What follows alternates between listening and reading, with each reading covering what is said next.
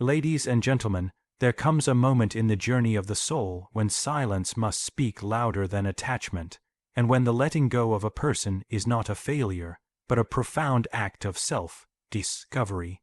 We often hold on, not out of love, but out of fear, fear of loneliness, fear of incompleteness, fear of confronting the truth about ourselves. But in truth, the most sacred kind of healing begins when we release what no longer honors who we are. When someone does not deserve your love or respect, and yet you find yourself clinging to them, what truly occurs beneath the surface is a profound encounter with your own shadow.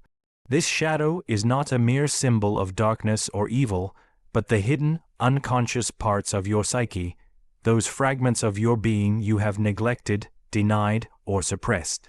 The one who fails to see your worth, who disrespects your soul, is like a mirror held up to your inner world, reflecting back the places where you have allowed wounds to fester and where your sense of value has been fragile or incomplete.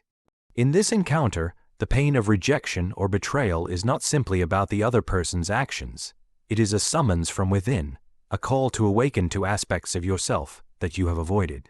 Perhaps it is the fear of abandonment that keeps you tethered, or the shadow belief that you must earn love through suffering or endurance. It may be the deep-seated anxiety that you are not enough, or that your true self is unlovable. This shadow materializes through your interactions, exposing the hidden narratives you tell yourself, the stories of unworthiness and silence that have shaped your emotional responses.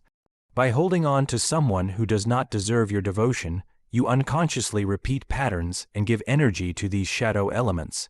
The other person becomes a living symbol of your internal conflict, a projection of unresolved inner struggles.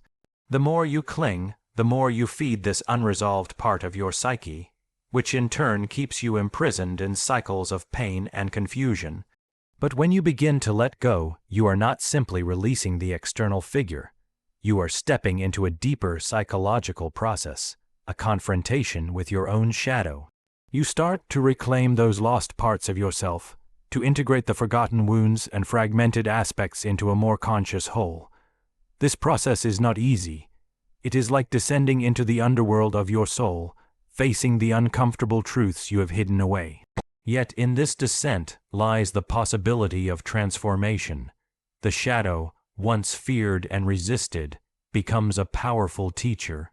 It reveals the lessons you must learn, the need to honor yourself without conditions, the necessity to recognize your intrinsic worth beyond external validation, and the courage to embrace your imperfections as part of your authentic being.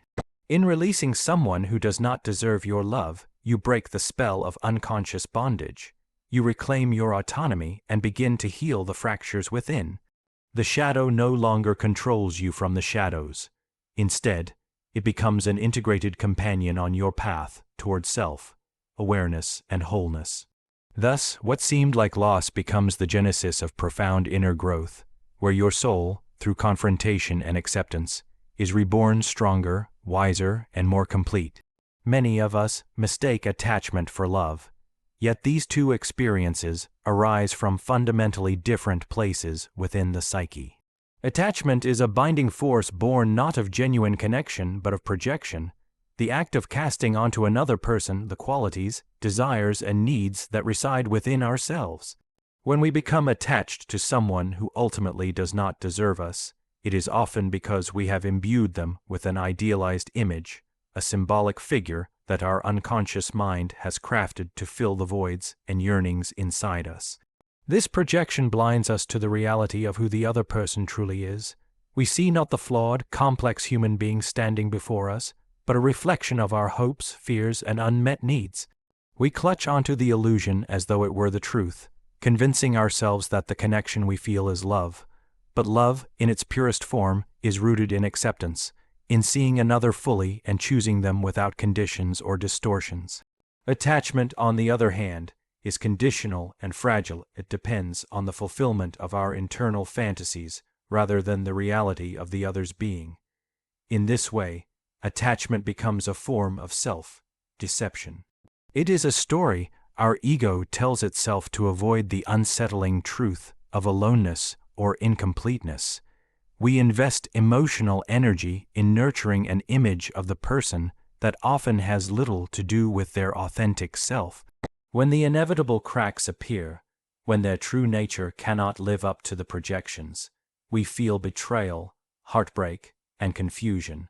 Yet the deeper wound is not caused by their failure, but by the shattering of the illusion we created. Letting go, therefore, is the painful process of dismantling this elaborate dream. It requires courage to face the emptiness beneath the projections and to sit with the discomfort of reality without retreating into denial or false hope. In releasing the projected image, you reclaim your sight. You begin to see yourself and others more clearly. This clarity brings a liberation of the heart, freeing you from the chains of illusion and allowing love to arise not from need or fantasy, but from genuine connection. Moreover, when you let go of attachment, you turn inward to discover what it was within yourself that sought to project onto another. This self-exploration reveals parts of your psyche that have been hungry for recognition, validation, or healing. The journey is not about blaming the other for not being who you imagined, but about reclaiming your own power and wholeness. It is an invitation to nurture your own soul, to become the source of the love you once sought outside. In this way, the act of letting go is also an act of profound self-love. It is the moment when you say to yourself, "I will no longer give my energy to shadows and illusions. I will stand in my truth and seek connections that honor the fullness of who I am." And from this space of honesty and self-respect, true love, unbound by projection, can emerge, grounded in reality and mutual recognition.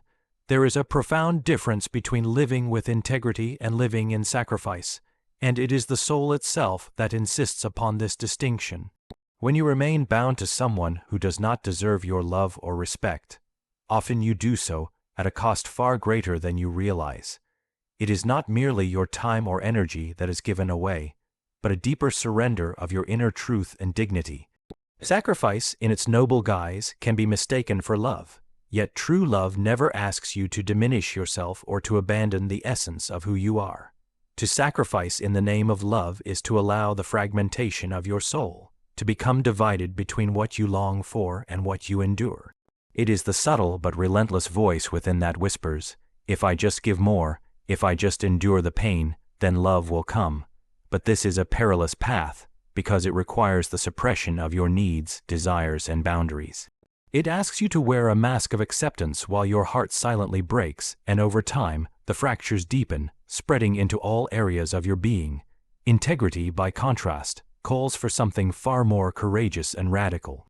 It calls for wholeness. It calls for the alignment of your actions, your values, and your emotional truth.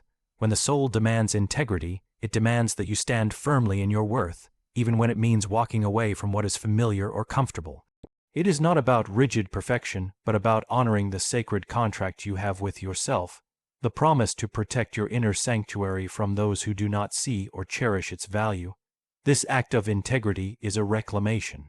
It is the moment when you recognize that love does not require martyrdom, nor does it flourish in a garden where one soul is constantly sacrificed for another. Instead, love demands reciprocity, respect, and a mutual honoring of boundaries.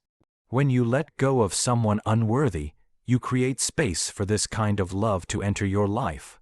Love that nurtures rather than depletes. Love that encourages growth rather than diminishes.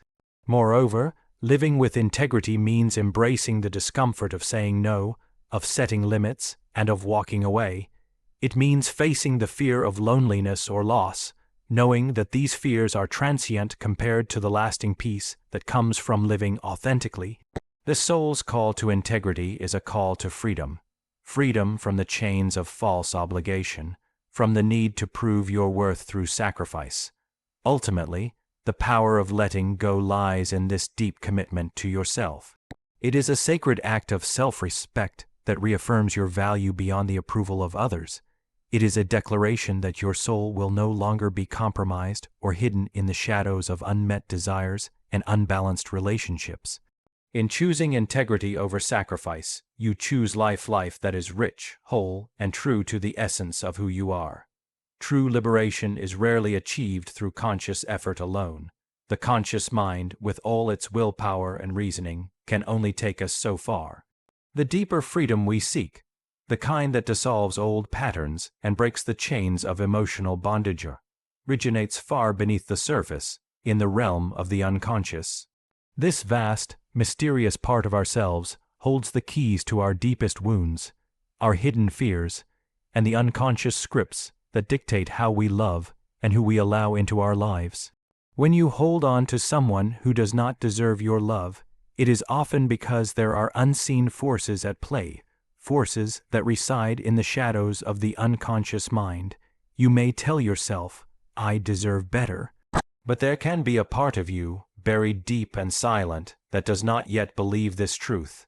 This part clings to the familiar pain, the comfort of known suffering, because it has not yet been fully heard or healed. Until this unconscious aspect is brought into the light of awareness, liberation remains elusive. Letting go, then, is not simply a matter of deciding with your rational mind to walk away. It is a profound inner journey that requires you to descend into the depths of your own psyche, to confront the fears and beliefs that have kept you imprisoned. This process can be unsettling, for it asks you to face the uncomfortable truths about yourself. Perhaps the wounds of childhood, the unmet needs, the silent messages that told you love must come at a cost. Yet it is in this confrontation that true healing begins. The unconscious does not yield to force or resistance. It requires patience, compassion, and an openness to experience what arises without judgment. As you sit with the parts of yourself that have been ignored or denied, the grip of old patterns begins to loosen.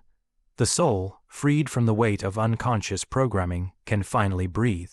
This liberation is not a sudden explosion, but a gradual unfolding, a soft awakening that allows you to step out of old cycles of pain and into a new way of being. In this process, you begin to reclaim your power, not by controlling or changing the other person, but by transforming your own inner landscape. You no longer need to cling to what harms you because you recognize that your value and wholeness do not depend on external validation. The unconscious mind, once a place of hidden prisons, becomes a source of profound wisdom and renewal. It teaches you that freedom is not about possession or attachment, but about surrendering to the flow of life and your own evolving self. True liberation, therefore, is an inner alchemy. It is the process by which the unconscious shadows are integrated into conscious light, by which suffering is transformed into insight, and by which the soul moves beyond the illusions that bind it. When this liberation takes root, you find that letting go is no longer a loss, but a sacred gain, a rebirth into a life of greater authenticity, peace, and love. When someone who once held a place in your heart leaves, whether by choice or circumstance, it can feel like a devastating loss, as if a part of your world has crumbled. Yet, paradoxically, this departure is often one of the most profound gifts your soul can receive. The person who does not deserve your love, who fails to recognize your worth and walks away, becomes an unexpected teacher, guiding you into a deeper understanding of yourself and your journey toward becoming whole. This teacher does not instruct through kindness or gentle nurturing, but through challenge and discomfort. Their absence forces you to confront the void they leave behind, a space where you must learn to stand alone, to meet your own gaze without the comfort of their reflection. In that emptiness, the process of becoming begins. You are called to rebuild your sense of self from the fragments left scattered by their leaving, and in doing so, you forge a new identity, one rooted not in dependence or hope for approval, but in self-respect and inner strength. The lesson this teacher imparts is not about blame or bitterness, but about growth and transformation. They show you where your boundaries were too porous, where your love was too conditional, and where you had lost yourself in the pursuit of acceptance. Their departure illuminates the ways in which you unconsciously surrendered your power and neglected the sacred contract you have with your own soul. This realization, while painful, is a necessary step on the path to self-mastery. Through this process, You begin to understand that every loss contains within it the seed of a new beginning. The one who leaves is not just a chapter closing, they are the catalyst for your next evolution. They push you to cultivate an inner resilience, to discover parts of yourself that were dormant or hidden beneath layers of compromise and longing. You learn to hold your own space with courage, to nurture your own needs, and to seek love that reflects your true worth. In embracing this truth, you transcend the victimhood that so often accompanies heartbreak. You no longer see yourself as broken or abandoned, but as a traveler on a sacred journey of becoming. The one who left has unwittingly become a guide, showing you that sometimes the greatest love is the love we must first give ourselves, the love that frees us from dependency and leads us to authentic connection. Ultimately, the departure of someone who does not deserve you becomes a turning point, a profound initiation into self-awareness and empowerment. It is an invitation to rise from the ashes of old attachments and to step into the fullness of your own being. And as you do, you carry forward the wisdom gained, not as a burden, but as a torch lighting the way toward a more genuine and liberating love.